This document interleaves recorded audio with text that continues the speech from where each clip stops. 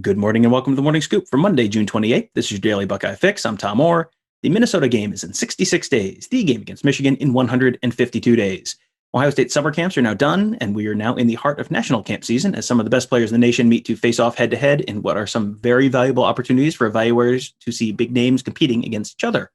Buckeye Scoop recruiting analyst Marc Givler just spent the last several days at one of those. He joins me from Florida at the site of the NextGen Super Showcase, the show. It's down at IMG Academy.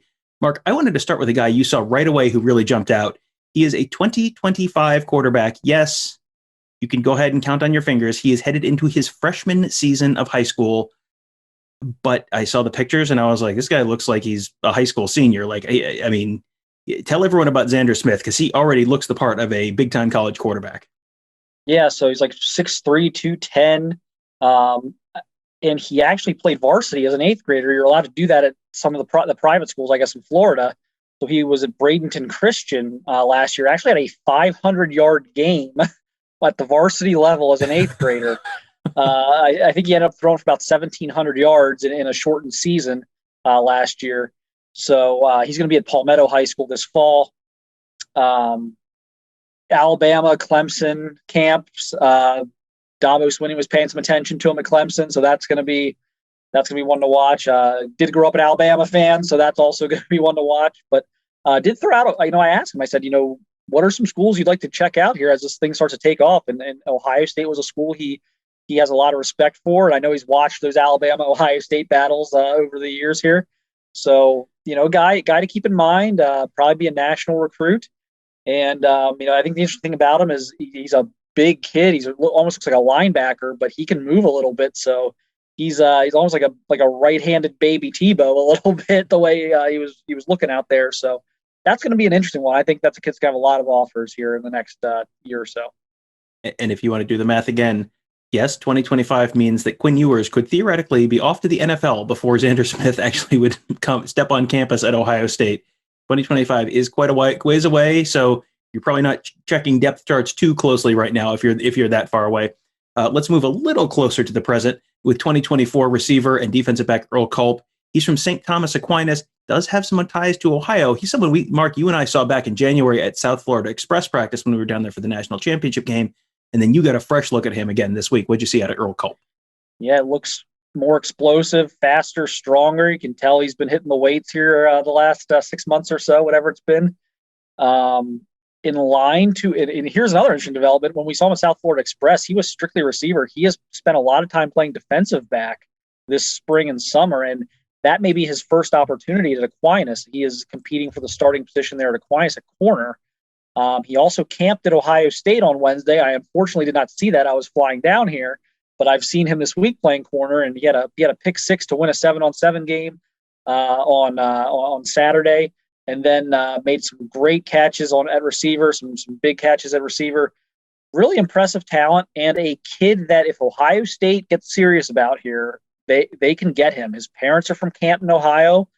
He's a huge Ohio State fan. His dad's a huge Ohio State fan. So this is a guy that they would be able to get if they deem that he's one of their top guys. This is a guy they can get. And I know he worked at a defensive back at Ohio State, and Kerry Combs is not really big on offering guys who haven't, played their sophomore years yet. So he's going to get a very close look this fall from both Combs. I would imagine Brian Hartline as well. And a couple other guys I want to talk to you about who you've also seen recently. Another guy with Ohio ties who actually still plays in Ohio, Isaac Clary. He's a 2023 offensive lineman from Gallia Academy in Gallipolis in Southern Ohio. Is he someone who's on Ohio State's radar right now? He is. He camped this month as well. I don't think they knew much about him going in, so I think they're still kind of learning about him. He plays at obviously a very rural area. He's not at one of the big powerhouses or in one of the areas of Ohio that gets heavily scouted. So he's just getting his name out there. He's a basketball player. He's an all-league basketball player. So he's 6'7". He can move. So this is a guy who's going to be much better in 3 years than he is today. He's still learning, but he's got great feet. He's got obviously 6'7", 305. You can't teach that.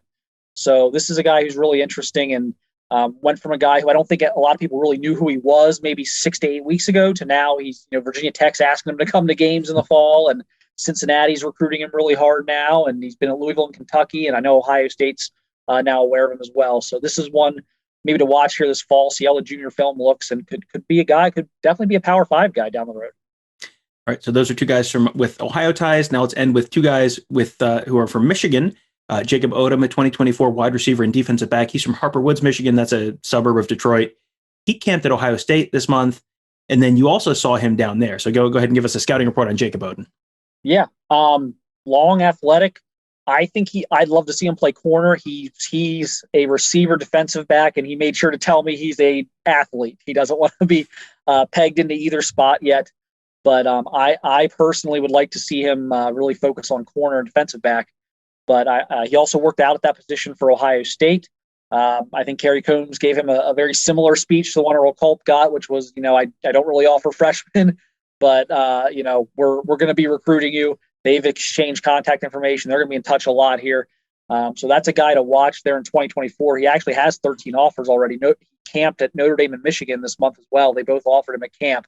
So he's a guy who is really starting to take off as maybe one of the top guys in the Midwest in 2024. Physical, good-looking kid. I mean, strong already. Not one of those kids who's, got 30 pounds away from what his playing weight is going to be. He's already a pretty strong kid. Good size. So that's a kid for me that I've actually had a chance to maybe see a little bit more down here in Florida than I did at Ohio State, just because there was so much going on at Ohio State.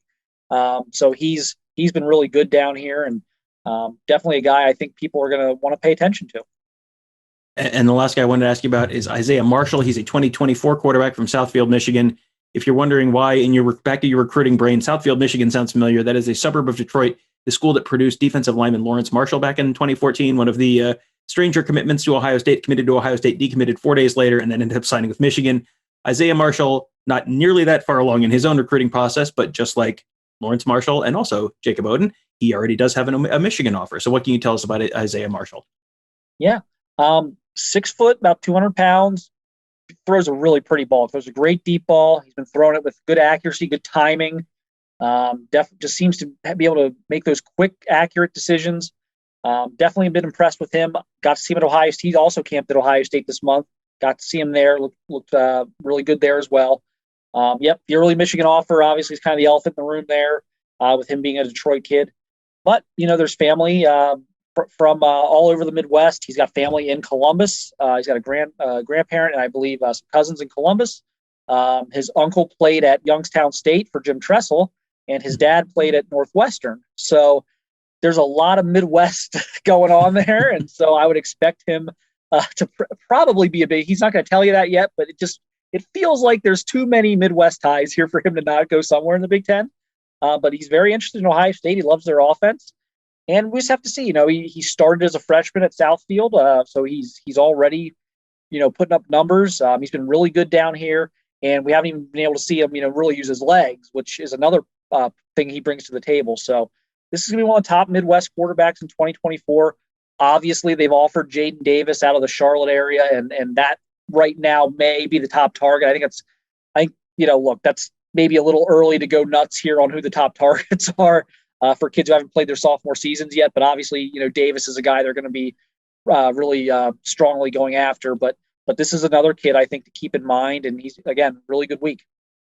We mentioned off the top of the show, this is kind of like national camp season right now. You got through the Ohio State camp month. Now it's kind of national camp month. You are headed to the Elite 11 later this week. Go ahead and give us a preview of that trip. I hear Quinn Ewers may be there.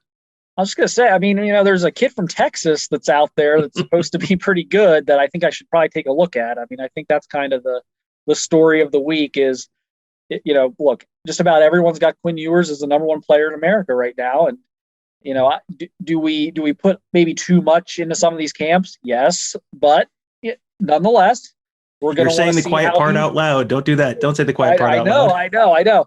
But we're going to want to see how he performs versus the other guys. And, is he going to be head and shoulders better than everybody? Is it going to be, a Trevor Lawrence, Justin Fields type of performance? And so I think everyone's looking forward to that. And I know I am. And that's going to be the question to me is, does anyone, approach him? Maybe not so much even on like the camp scores and things like that, but just watching them with the arm talent and then, the athleticism and the accuracy. Is anyone else out there going to kind of step up to the plate and challenge him? Well, that is going to be really, really interesting to see because I mean, I haven't gotten to see Quinn Ewers in person. We've talked to some people who have, but I'm going to be really interested in your insights into him after getting to see him throw this summer again. I mean, this is going to be. I mean, again, this is like normally the dead time of year, and it's like, boy, there's a lot of stuff going on right now.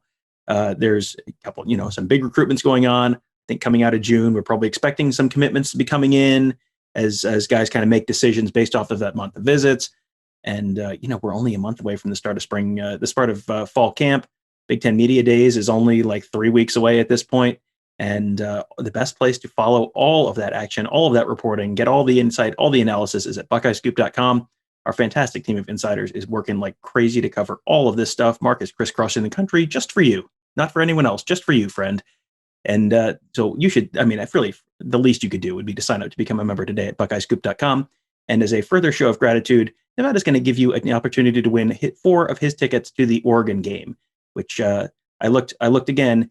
Get-in prices now up to $500. Those are actually getting more expensive right now, not less. So those are pretty hot seats. You got to sign up before July 4th to have a chance to win those. One of the other nice things that Mark does at all of these camps is he posts a ton of videos. You can watch these guys yourself. You can watch interviews with them. You can watch them run through drills. That is all. You can watch that all at youtube.com/Buckeye Scoop. That is entirely free. All you have to do is subscribe right there, and then you get notified every time we post a new video. I mean, our subscriber numbers have been going up at a ludicrous pace.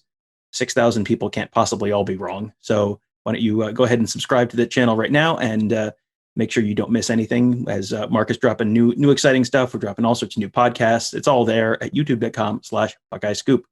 That'll do it for today. Thank you guys for joining us. Have a great day. We will talk to you tomorrow.